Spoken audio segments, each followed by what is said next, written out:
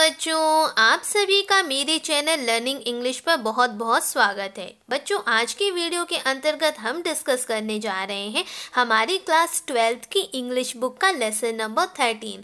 जी हाँ बच्चों, आज की वीडियो के अंतर्गत हम लेसन 13 पर चर्चा करेंगे और ये जो लेसन है ये एक पोएम है और ये इस पोएम का नाम है बच्चों फॉरेस्ट एंड रिवर। यहाँ पर आपको स्क्रीन पर दिखाया जा रहा है लेसन नंबर 13 पे जो पोएम दी गई है जिसका नाम है फॉरेस्ट एंड रिवर। नाम से ही आपको क्लियर हो गया होगा, फॉरेस्ट मीन होता है जंगल या फिर वन। रिवर का अर्थ आप समझते हैं बच्चों, रिवर का अर्थ होता है नदी।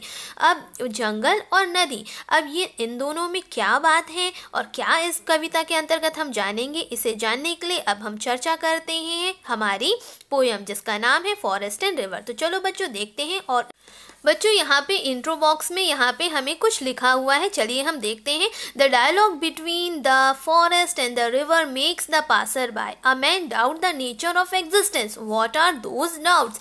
यानी कि ये जो कविता जिसे आप अभी अध्ययन करने जा रहे हैं, यहाँ पर ये जो है डायलॉग को बताएगा। किसके बीच में डायलॉग होगा? फॉरेस्ट एंड रिवर, यानी कि जंगल, ये जो वन होते हैं, वन और नदी, इन दोनों के बीच में कुछ संवाद चल रहा है, कुछ बातचीत चल रही है। Makes the passer by a man doubt the nature of existence. अब इन लोगों के संवाद के कारण जो वहां से करीब से गुजरने वाले जो लोग हैं, राहगीर लोग हैं, उनके मन में जो है एक शंका आती है। शंका किस चीज़ की? प्रकृति के अस्तित्व को लेकर कुछ शंका है। तो व्हाट आर दोज डाउट्स, अब ये शंका क्या है, इसे जानने के लिए हम जब इस पूरी कविता का अध्ययन करेंगे तब हमें पता चलेगा कि इसमें किस शंका की बात बताई जा रही है और कौन सी ऐसी बात है जो फॉरेस्ट और रिवर के बीच में हो रही है संवाद के रूप में। तो चलो बच्चों हम स्टार्ट करते हैं। यहाँ पे आप देख रहे हैं एक पिक्चर बनी हुई है जिसमें आपको साफ एक वन यानी कि जंगल की इमेज दिखाई जा रही है।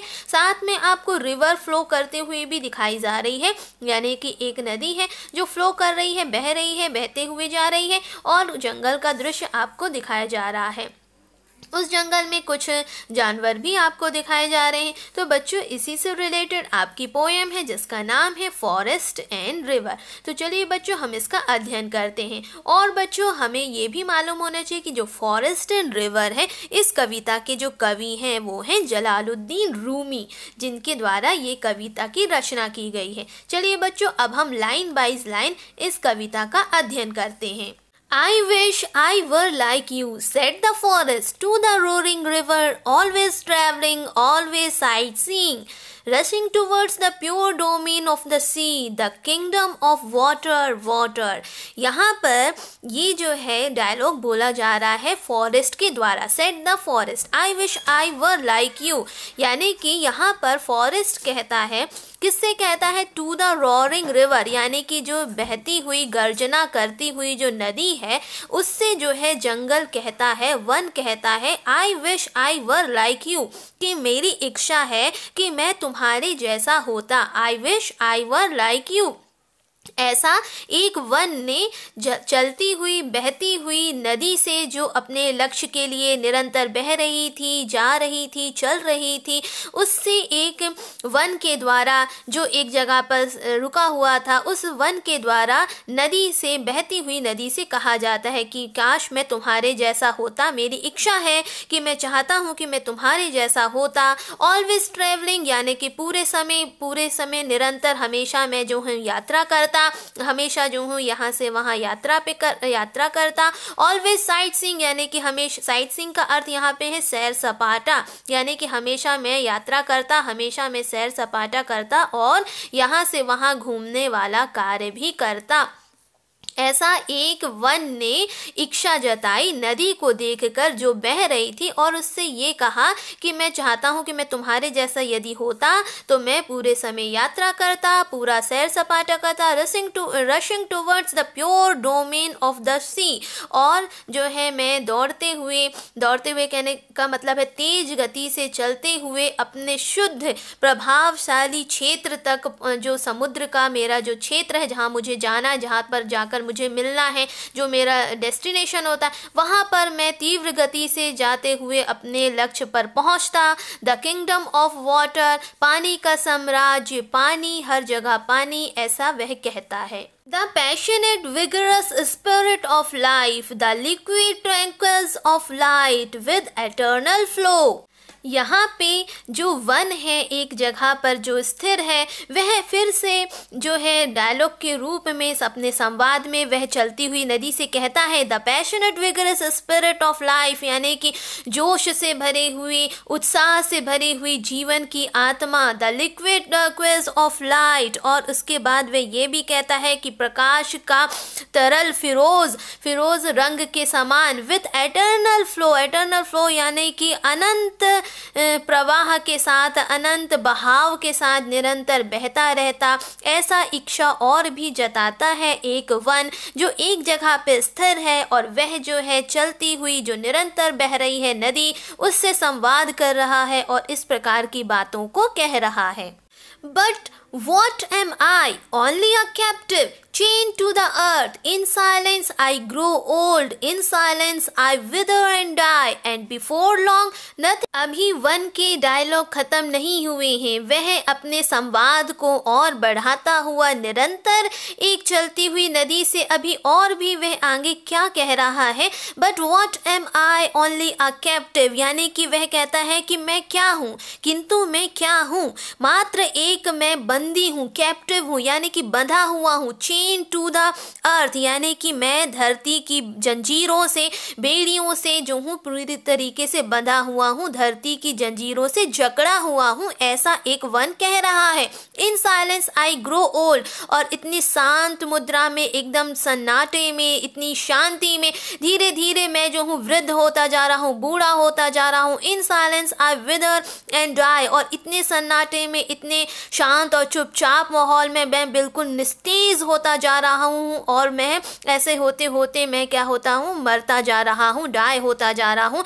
एंड बिफोर लॉन्ग, और जल्द ही, nothing will remain of me, यानी कि कुछ भी मेरा मुझ में शेष नहीं रह जाएगा, but a handful of ashes, यानी कि कुछ भी मेरा मुझ में शेष नहीं रह जाएगा, मात्र एक मुट्ठी राख को छोड़कर, यानी कि जब मैं पूरी तरीके से बुजुर्ग हो जाऊंगा, वृद्ध हो जाऊंगा, और धीरे धीरे जो हूँ इसी धरती में, जिस धरती ने मुझे जंजीरों में जकड़ रखा है, उस पर ही मैं मिल जाऊंगा, और जब मैं मिल जाऊंगा तो कुछ भी शेष नहीं रहेगा, मात्र एक मुट्ठी राख के समान मेरा जो है रूप जो है इस प्रकार से परिवर्तित हो जाएगा मेरे निस्तेज हो जाने के बाद। ऐसा एक जो वन है वह संवाद के रूप में एक नदी से अपनी बातों को व्यक्त कर रहा है, और इस प्रकार से वह सारे डायलॉग के रूप में एक नदी से कहते जा रहा है।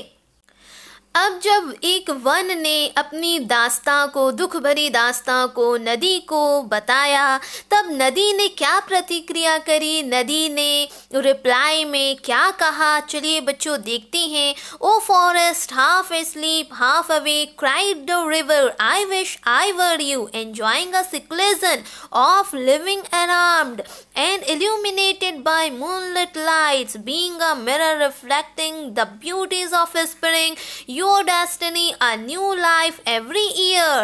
अब यहाँ पर नदी ने कहा वन से कि ओ फॉरेस्ट, कि अरे ओ जंगल, अरे ओ वन, हाफ एस्लीप हाफ अवेक, यानी कि अर्ध अवस्था में तुम सोए हुए और अर्ध अवस्था में तुम जागे हुए। एंड क्राइड द रिवर, ऐसा नदी ने तेज आवाज में गर्जना करते हुए कहा, आई wish I were like you, कि मेरी इच्छा है, मैं चाहती हूँ कि काश मैं तुम्हारे जैसे होती। एंजॉय अ seclusion, यानी कि एकांत को आनंदित करती, यानी कि एकांत अवस्था का एंजॉयमेंट करती, मुझे एक अकेलापन मिलता। Of living emerald, of living emerald, living यानी होता है जीवित, और एमराल्ड एक रत्न का नाम है, पन्ना जो हरे रंग का रहता है, तो वह एक रत्न से उसकी तुलना करती है और कहती है कि मैं एकांत को आनंदित करती, आनंद लेती एकांत का। ऑफ लिविंग एमराल्ड, एक जीवित पन्ने के समान and illuminated by moonlit lights, और ऐसा कहते हुए वह ये भी कहती है और चांदनी रातों से प्रकाशित होती, यानी कि जो चांदनी रातें हैं उससे मैं इल्यूमिनेटेड यानी कि प्रकाशित होती, being a mirror reflecting the beauties of spring. अब यहाँ पे वह ये भी कहती है कि दर्पण बनकर मैं बसंत के सौंदर्य को, यानी कि बसंत की स्प्रिंग की ब्यूटीज को, बसंत के सौंदर्य को प्रतिबिंबित करती, यानी कि उसका रिफ्लेक्टिंग करती। मैं किस चीज को रिफ्लेक्टिंग करती? बीइंग अ मिरर, यानी कि एक दर्पण बनकर मैं बसंत के सौंदर्य को प्रतिबिंबित करती। Your destiny a new life, और वह आगे नदी और भी कुछ कहती है, और वह ये कहती है कि तुम्हारा जो भाग्य है, तुम्हारी जो डेस्टिनी है, तुम्हारा जो डेस्टिनी है वो एक नया जीवन है। A new life every year, कहने का मतलब है कि प्रतिवर्ष तुम में जो है नई कोपलें आती हैं, नया तुम जीवन पाते हो, नई पत्तियों को पाते हो, सब चीज़ तुम्हें एक हर वर्ष जो है एक नया जीवन मिलता है। My life running away from my self all the times, running running running, यानी कि वह यहाँ पे ये भी कहती है कि मेरा जीवन क्या है, और वह बोलती है कि नदी का कहना है कि मेरा जीवन तो निरंतर अपने आप से भागना है। Running away from my self, यानी कि अपने आप से पूरे समय मुझे भागना है, भागना है, भागना है, यानी कि running running running in the bewilderment, यानी कि वह कहती है कि पूरे समय जो है मुझे भागते रहना है, चलते रहना है। और ये बिविल्डरमेंट यानी कि एक घबराहट के मारे, यानी कि पूरे समय एक गति में रहना है, कभी भी मुझे शांति नहीं है, एक आराम नहीं है, एक एकांत नहीं है, हर समय मुझे बस दौड़ना है, भागना है। ऐसे नदी जो है अपने बारे में वन से रिप्लाई में जो संवाद चल रहा था तो वह अपने लिए ऐसा कहती है, एक नदी एक वन से ऐसा कहती है। And what is my gain of all this meaningless journey? Never having a moment of calm and rest. आगे नदी और भी जंगल से कुछ बताती है, वो कहती है कि इन सारी अवस्थाओं में मेरा लाभ क्या है, कौन सा लाभ मुझे मिल जाता है। Of all this meaningless journey, मैं निरंतर ये जो अर्थहीन यात्रा करती हूँ इससे मुझे क्या लाभ होता है, पूरे समय इस अर्थहीन यात्रा का मुझे क्या लाभ होता है। Never having a moment of calm and rest, एक क्षण के लिए भी, एक पल के लिए भी मुझे शांति और आराम नहीं मिलता है, तो ऐसी अर्थहीन यात्रा का मुझे क्या लाभ है जिसमें मुझे एक क्षण के लिए भी शांति और आराम नहीं मिल पाता है। ऐसा एक नदी जो है वन से बताती है। No one can ever know what the other feels who does care to ask. आगे वे कहती है no one can ever know, यानी कि कभी किसी को भी ये पता नहीं चल सकता what the other feels, यानी कि दूसरा क्या महसूस करता है, दूसरा क्या इस चीज़ को फील करता है। who does care to ask, यानी कि किसे चिंता है, किसे केयर है पूछने की, ये जानने की। about a passerby if he really existed who or was only a shadow. Now a passerby aimlessly walking in the shade comes to ask himself. और आगे वह कहती है कि किसे चिंता है पूछने की, पास से गुजरने वालों की। About a passer by if he really existed, कि क्या उसका कोई रियली एग्जिस्टेंस है, वास्तव में उसका कोई अस्तित्व है। और वॉज ओनली अ शेडो, या वह मात्र एक परछाई बस है, मात्र एक उसकी सिर्फ परछाई है। Now a passer by aimlessly walking in the shade, और उसके बाद वह यह भी कहती है कि कब जो कोई गुजरता है, एक पास से कोई गुजरता है तो वह मात्र अर्थहीन, मतलब कि एमलेसली बिना लक्ष्य के चलता जाता है, जैसे मात्र किसी परछाई से होते हुए इन द शेड, किसी छाँव में बिना लक्ष्य के चलते जाना। कम्स टू आस्क हिमसेल्फ, और वह ये भी कहती है कि बिना उसके चले जाना, अपने आप से पूछना। कम्स टू आस्क हिमसेल्फ, यानी कि अपने आप से पूछना।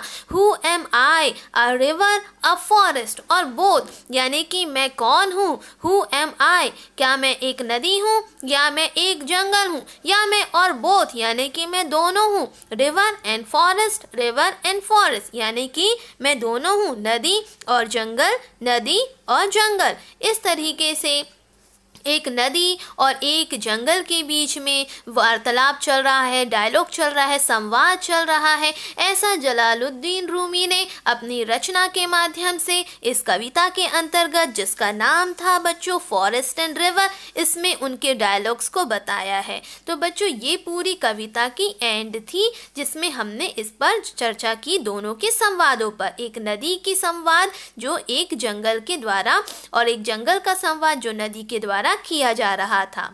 जो इस कविता के माध्यम से आपने दोनों के संवाद को, एक वन के एक नदी से क्या संवाद हुआ है, इसमें आपने जाना और देखा कि दोनों ही जो है अपने को एक दूसरे के प्रति रूप में देखना चाहते थे, दोनों एक दूसरे के समान होना चाहते थे, दोनों एक दूसरे के जिस प्रकार से जीवन है, जिस प्रकार की स्वतंत्रता है, उसे अनुभव करना चाहते थे। और इस प्रकार से दोनों ने अपने संवादों को इस कविता के माध्यम से यहाँ पे रखा। और फिर इसके बाद यहाँ पे एक प्रश्न भी रखा कि एक आदमी क्या आकांक्षा होनी चाहिए, किसी व्यक्ति की क्या आकांक्षा होनी चाहिए बनने की, कि एक वन होना चाहिए या एक नदी होना चाहिए, क्या होना चाहिए। और दोनों ने इसमें अपने अपने आप को एक दूसरे के जीवन से ईर्ष्या को यहाँ पे प्रकट किया है, क्योंकि एक वन ने ये बताया है कि मैं जो हूँ हमेशा एकांत अवस्था में खड़े खड़े बंदी अवस्था में होते हुए मैं जर्जर हो जाता हूँ और मेरा जो है नाश हो जाता है, और फिर धीरे धीरे मैं धरती में ही जो हूँ एक मुट्ठी भर राख के समान परिवर्तित हो जाता हूँ और मेरा अंत हो जाता है। एक जगह पर ही शांति में रहते रहते मेरा जो है एक ही स्थान पर मेरा पूरा जीवन कट जाता है। और नदी ने ये बताया तो उसने कहा कि मैं नदी के समान होना चाहता हूँ ताकि मुझे स्वतंत्रता मिले, एक स्थान से दूसरे स्थान पे मैं जा सकूं, मैं घूम सकूं, यहाँ से वहां सैर सपाटा कर सकूं। परंतु नदी ने क्या कहा कि मैं जो हूँ सैर सपाटा करके थक चुकी हूँ, निरंतर बहना, निरंतर एक स्थान से दूसरे स्थान पर चलते रहना, कभी भी एकांत अवस्था का एहसास एक क्षण भर के लिए मुझे शांति और आराम ना मिलना। तो उसने जताया है कि मैं तुम्हारे जैसा होना चाहती हूँ ताकि मुझे एक एकांत अवस्था मिले, मुझे पूरे समय शांति मिले, एक आराम मिले, एक विराम मिले मुझे अपने कार्यों से जो मैं निरंतर चलती रहती हूँ। तो दोनों ने एक दूसरे के प्रतिरूप को देखा है इस कविता के माध्यम से। और फिर एक चर्चा यहाँ पे अंत में करी है कि एक व्यक्ति, एक आदमी की क्या आकांक्षा होनी चाहिए, एक वन होने की आकांक्षा होनी चाहिए या एक नदी या रिवर होने की आकांक्षा होनी चाहिए। तो बच्चों ये इस कविता का पूरा एंड था, जिसमें हमने जाना है दोनों के संवादों को, जिसे तैयार किया है जलालुद्दीन रूमी के द्वारा। तो मैं उम्मीद करती हूँ कि आपको इसके भाव को, की मीनिंग को समझ में आई होगी। बच्चों अब चलिए हम फटाफट देख लेते हैं इसके सारे कठिन शब्दों को एक नजर में। फॉरेस्ट जिसका अर्थ है जंगल या वन, रिवर नदी, नेचर प्रकृति, रोरिंग यानी गर्जना, ट्रैवलिंग सफर या यात्रा, साइट सीइंग यानी सैर सपाटा, डोमेन प्रभाव क्षेत्र, रशिंग तीव्र गति से चलना, किंगडम साम्राज्य, पैशनेट भाव या भावप्रवण या भावपूर्ण, ट्रैंक्विल का अर्थ होता है फिरोजी रंग, विगरस का अर्थ है यहाँ पे उत्साह से या बड़े ही जोश से, स्पिरिट आत्मा, एटर्नल यहाँ पे है अनंत, और चेंड का अर्थ है यहाँ पे जंजीर या बेड़ियां, जंजीरों या फिर बेड़ियां। एस्लीप का अर्थ है यहाँ पर सोया हुआ, और कैप्टिव का अर्थ है यहाँ पर बंदी। आगे देखते हैं। साइलेंस का अर्थ है चुपचाप या बिल्कुल शांत। रिमेन का अर्थ है शेष। एमराल्ड पन्ना एक प्रकार का रत्न। सेकुलरिज्म एकांत यानी कि अकेलापन। इल्यूमिनेटेड प्रकाशित। बिविल्डरमेंट यानी घबराहट, और जर्नी मीन्स होता है यात्रा। मीनिंगलेस अर्थहीन। गेन मीन्स लाभ। काम मीन्स होता है शांत। एग्जिस्टेड अस्तित्व। शेड छाया। एमलेसली लक्ष्यहीन। मूनलिट चांदनी रातें। एशेस राख। डेस्टिनी भाग्य। तो बच्चों ये सारे कठिन शब्द थे जो कविता के अंतर्गत आए हुए हैं। जब भी आप इन्हें पढ़ेंगे तो इन शब्दों से आपको इनके अर्थों का भी पता चलेगा, जो आपको उसके भाव को समझने में मदद करेंगे। तो बच्चों ये पूरी ओवरऑल एक कविता का अर्थ प्लस उसके सारे कठिन शब्द थे। तो बच्चों मैं उम्मीद करती हूँ कि ये आपके लिए हेल्पफुल रहा होगा। नेक्स्ट वीडियो में बच्चों हम चर्चा करेंगे इसके सारे क्वेश्चन आंसर्स की। तो अब तक के लिए इतना ही। नेक्स्ट वीडियो में फिर मिलते हैं, तब तक के लिए थैंक यू।